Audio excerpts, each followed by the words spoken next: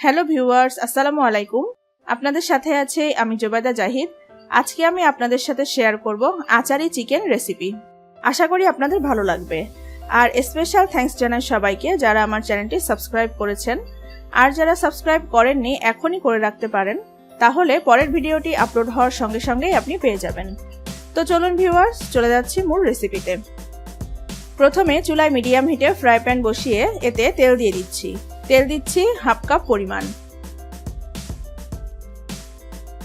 তেলটা গরম হয়ে এসেছে, এখন এর মধ্যে দিচ্ছি 2টি তেজপাতা, দিয়ে দিচ্ছি 3টি শুকনা মরিচ। এবার দিচ্ছি হাফ চা চামচ পরিমাণ পাঁচফোড়ন। পাঁচফোড়নটা এরকম ফুটে উঠলে একটু নেড়েচেড়ে নিচ্ছি 20 সেকেন্ডের মতো।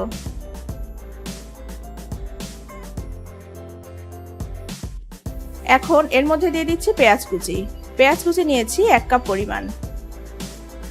পেঁয়াজটাকে নেড়েচেড়ে ভেজে নিচ্ছি ব্রাউন হয়ে আসা পর্যন্ত।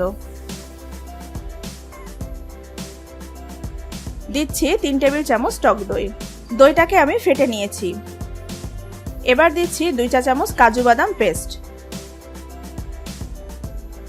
ইনগ্রিডিয়েন্টসগুলা ভালোভাবে নেড়েচেড়ে মিশিয়ে নিচ্ছি। এ পর্যায়ে এর মধ্যে দিয়ে দিচ্ছি টমেটো পিউরি। টমেটো পিউরি দিচ্ছি 1 কাপ পরিমাণ। আবার নেড়েচেড়ে মিশিয়ে নিচ্ছি। এখন দিচ্ছি 2 চা চামচ জিরা পেস্ট। দিচ্ছি 2 চা চামচ রসুন পেস্ট। এখন দিচ্ছি 2 চা চামচ আদা পেস্ট। দিয়ে দিচ্ছি পরিমাণ মতো লবণ। দিচ্ছি 1 চা চামচ ধনিয়া গুঁড়া। এবার দিচ্ছি 1 চা চামচ হলুদ গুঁড়া। দিয়ে দিচ্ছি 1 চা চামচ মরিচ গুঁড়া। সবগুলো ইনগ্রিডিয়েন্টস ভালোভাবে নেড়েচেড়ে মিশিয়ে নিচ্ছি। মশলাটা খুব ভালোভাবে কষিয়ে নিতে হবে। মশলাটা কষানো হয়ে গেছে, তেলটা উপরে উঠে এসেছে। এখন এর মধ্যে আমি দিয়ে দিচ্ছি আগে থেকে কেটে ধুয়ে পানি ঝরিয়ে রাখা মুরগির মাংস। আমি এখানে মুরগির মাংস নিয়েছি 1 কেজি পরিমাণ। সবগুলা মাংস এভাবে দিয়ে দিচ্ছি। মশলার সাথে মাংসটা নেড়েচেড়ে মিশিয়ে নিচ্ছি। চুলার আঁচটা এ পর্যায়ে মিডিয়াম হিটেই থাকবে। মিডিয়াম হিটেই মাংসটাকে 4-5 মিনিটের মতো কষিয়ে নিব।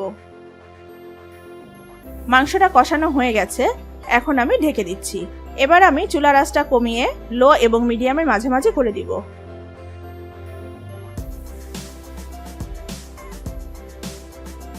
ফিরে এলাম 20 মিনিট পর। মাংসটাকে নেড়েচেড়ে নিচ্ছি। মাংস থেকে যে পানি বের হয়েছে তাতেই মাংসটা সিদ্ধ হয়ে যাবে। তারপর এর মধ্যে আমি সামান্য একটু পানি দিয়ে দিচ্ছি। আবার একটু নেড়েচেড়ে মিশিয়ে নিচ্ছি। এবার আমি আবার ঢেকে 15 মিনিটের মতো রান্না করব।